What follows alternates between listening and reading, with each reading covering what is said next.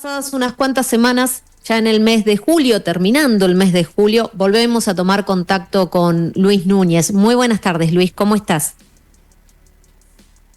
Hola, ¿qué tal, Citia? ¿Cómo te va? Buenas tardes. Muy bien, bueno, queriendo actualizar, o sea, algo que hacemos generalmente en ProAsur es abordar un tema en particular e ir actualizándolo. La última vez que dialogábamos, hablábamos sobre la crisis en el sector pesquero en aguas nacionales y al mismo tiempo dábamos cuenta de que comenzaba en el mes de junio ese periodo de paritarias, o por lo menos estaban preparando para eso. ¿Cómo se encuentra actualmente? Bueno, nosotros el día viernes próximo pasado llegamos a un acuerdo con la Cámara Signataria del convenio 372 del 2004, que es el convenio que se aplica para los trabajadores del sector alimenticio de las plantas de procesamiento de fruto de mar en todo el territorio, con excepción el partido de Pueyrredón, ya que ahí están representados en la ciudad de Mar del Plata por los trabajadores que forman parte del SOI. Ujú. Bien, bueno, en principio, y a pesar de la situación que se vive dentro de la actividad, llegar a un acuerdo en los términos que uno medianamente pretende es importante. Lo destacamos porque hubo voluntad de ambas partes, también justamente teniendo en cuenta el contexto actual. eh, para nosotros fue un acuerdo, si bien en cuanto a la pretensión de la entidad sindical, que es siempre buscar que los acuerdos salariales tiendan a poder resolver en gran parte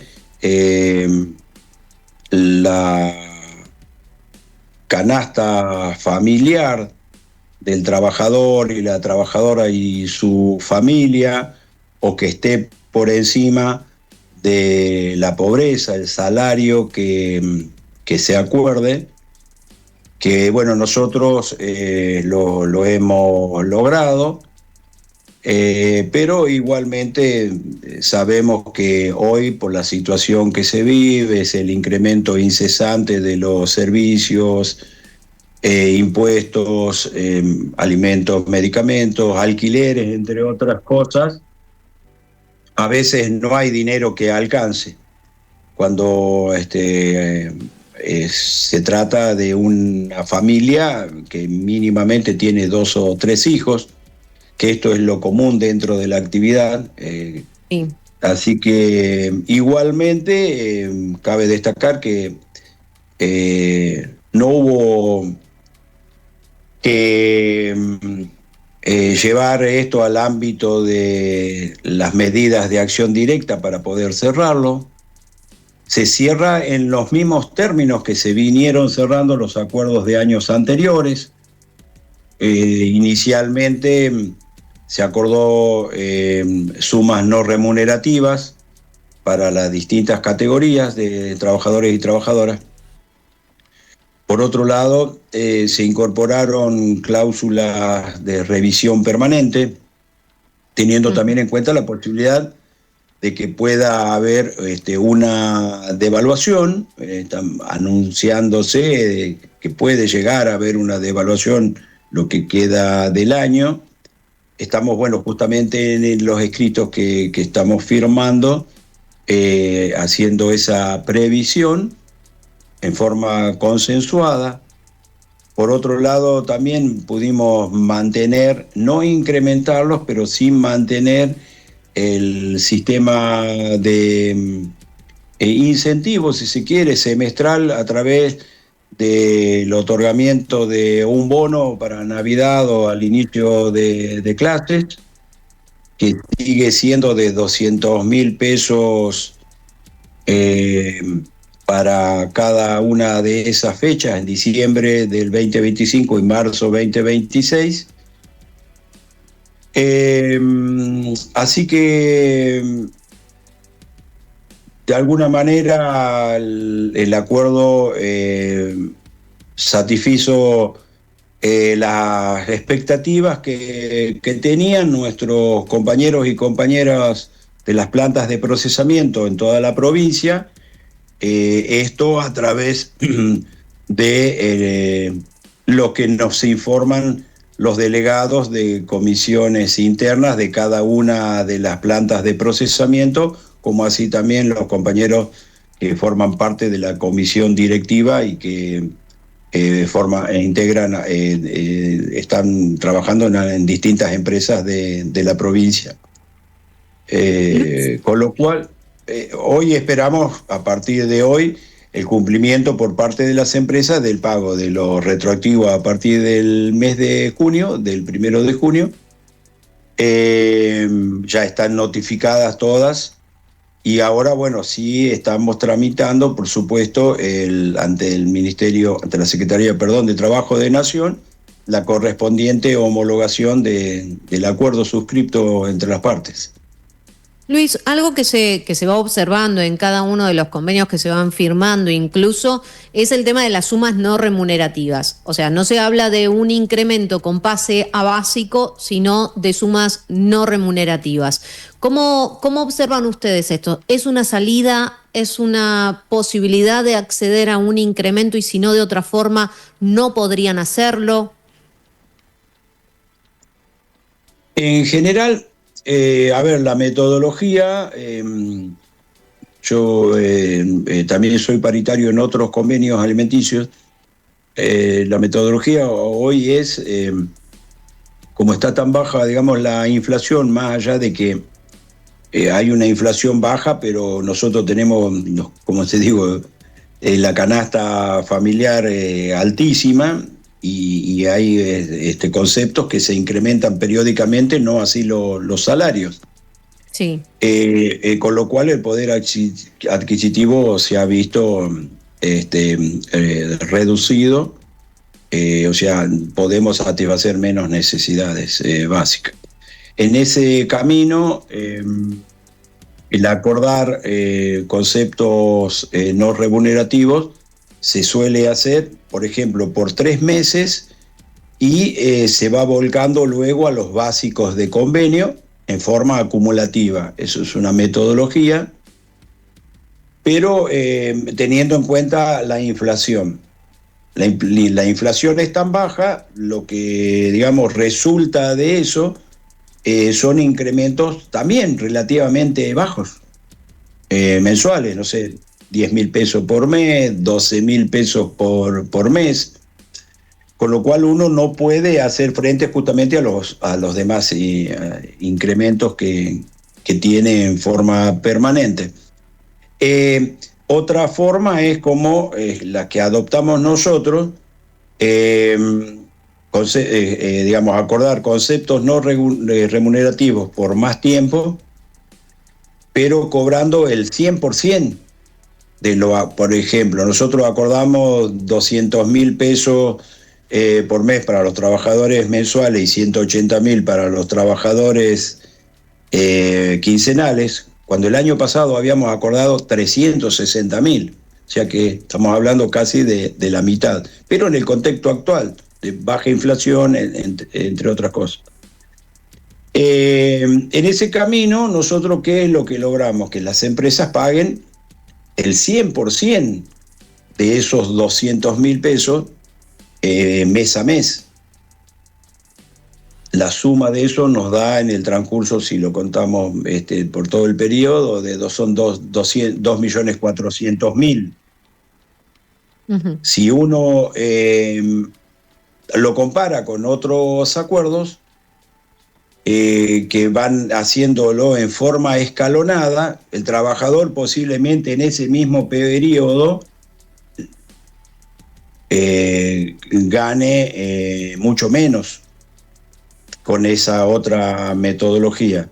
Lo que sí, ¿qué es lo que beneficia a las empresas que nos otorgan una suma más elevada, pero durante más tiempo ellos no tienen que remunerar?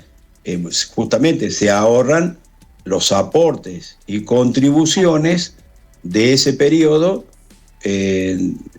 con lo cual estamos hablando de que es una suma muy importante la que se ahorran las empresas. De eso dan un porcentaje mayor que darían en otras condiciones a sus trabajadores y trabajadoras.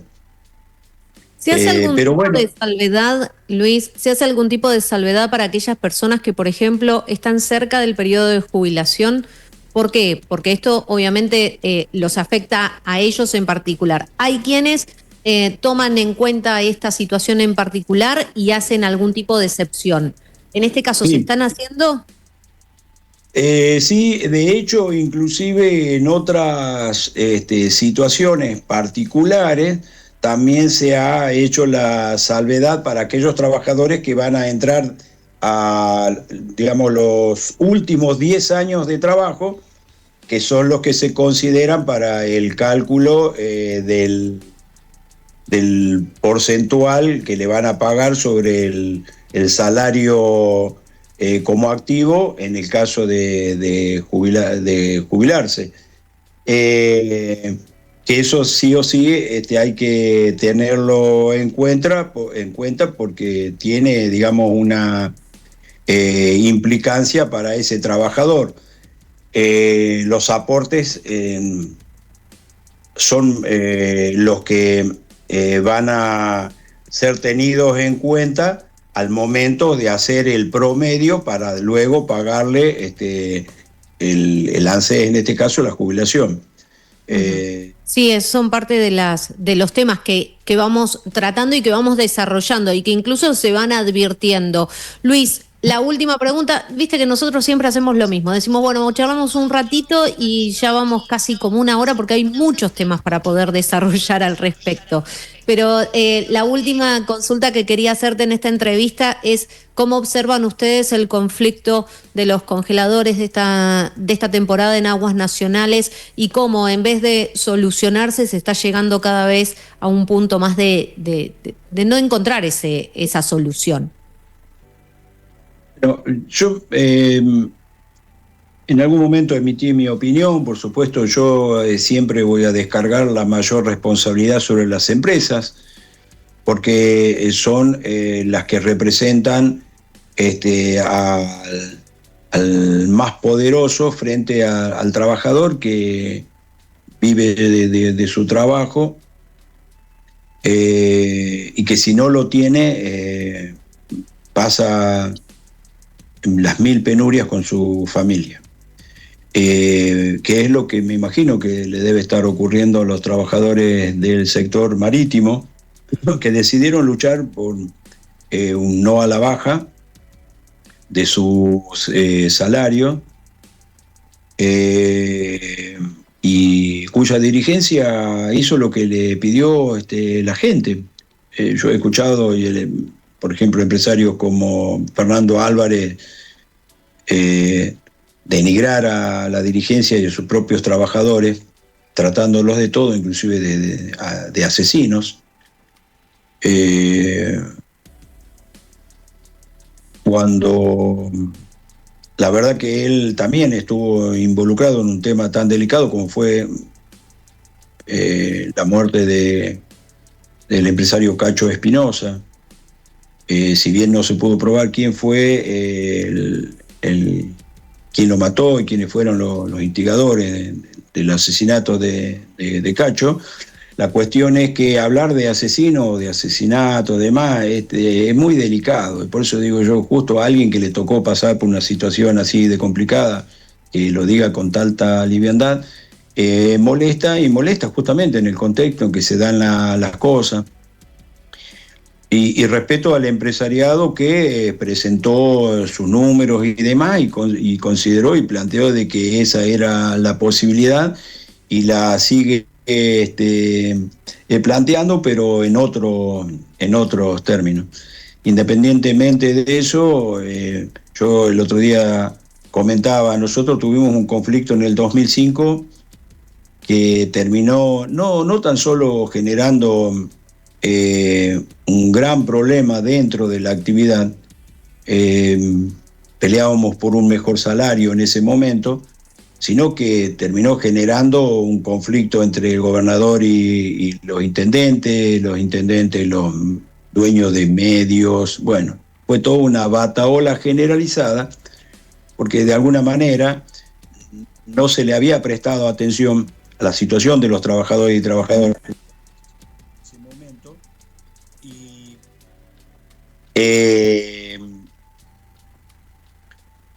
la cuestión es que después este tema, la paralización de las actividades, terminó perjudicando a todo el mundo, y ahí muchos se dieron cuenta de la importancia que tenía la actividad pesquera en nuestra región.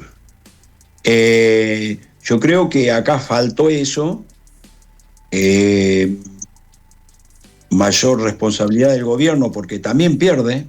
Alguien me preguntaba el otro día, un colega tuyo de Mar del Plata, si había vencedores y vencidos. No.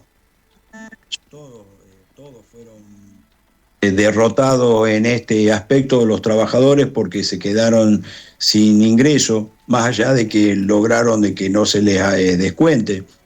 Los empresarios, porque a pesar de la estrategia que llevaron adelante y que fue sacrificar parte de las operaciones de pesca paralizando la flota, tampoco ganaron nada, y el gobierno, porque no va a generar nada, porque no se va a exportar langostino congelado.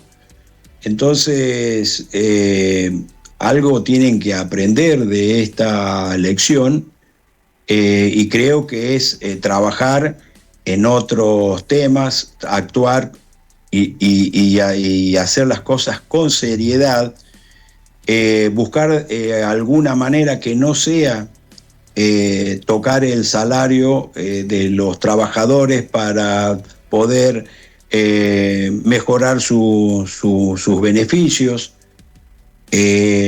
Todos los años hemos visto que las operaciones de pesca se han incrementado, o sea, se pesca más. De alguna manera eso también puede llegar a compensar la baja del precio internacional del langostino. Bueno, cuando hay buena fe en el accionar, seguramente los objetivos se logran. Cuando hay mala fe de alguna de las partes o desidia de quienes administran el recurso, seguramente llegamos a estas situaciones.